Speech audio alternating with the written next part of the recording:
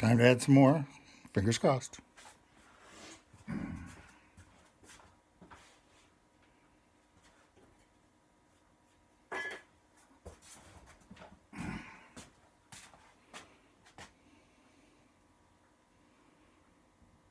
Mm-hmm.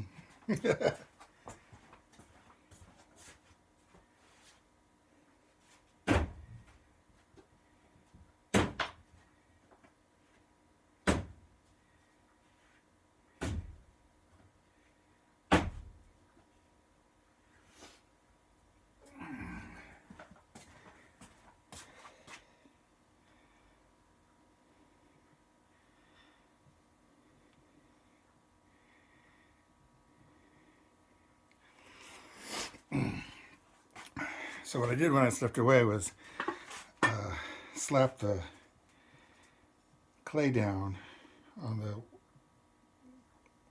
cloth-covered table to lengthen the strip because it was going to be insufficient.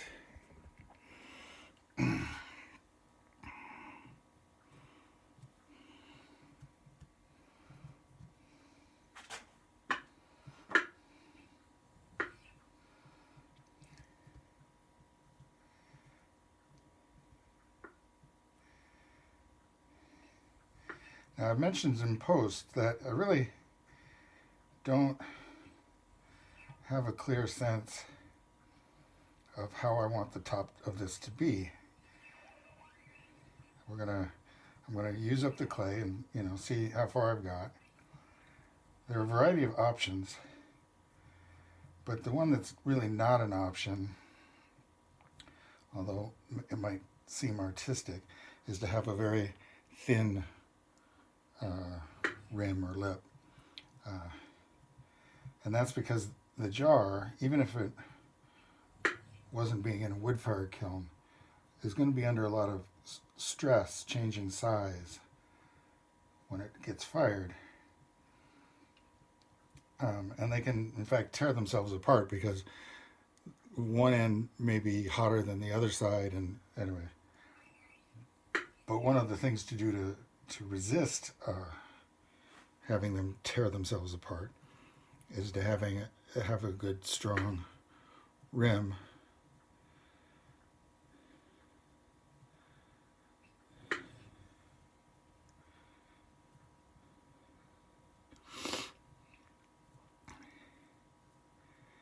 And I remember as an undergrad or as a grad making a couple of lidded jars that we fired stacked one on top of another with somebody's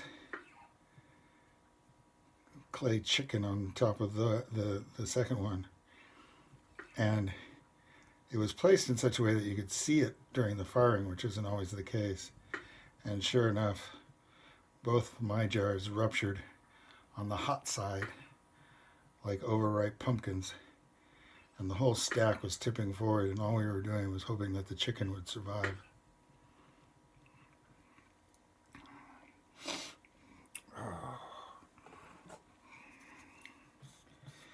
So, like any sculpture, what you do is you end up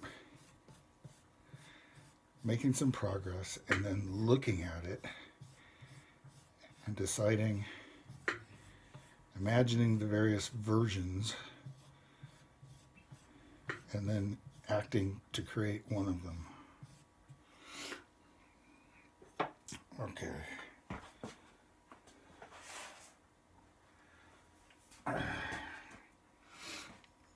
So I mentioned doing darts. I'm going to do that.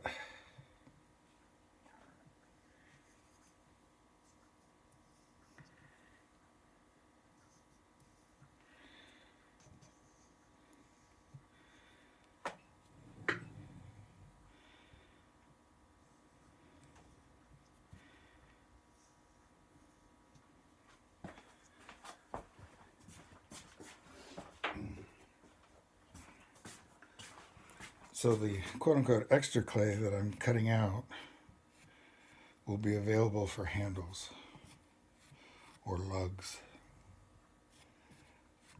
or maybe just a little more weight on the rim. We'll see. How we're doing on time.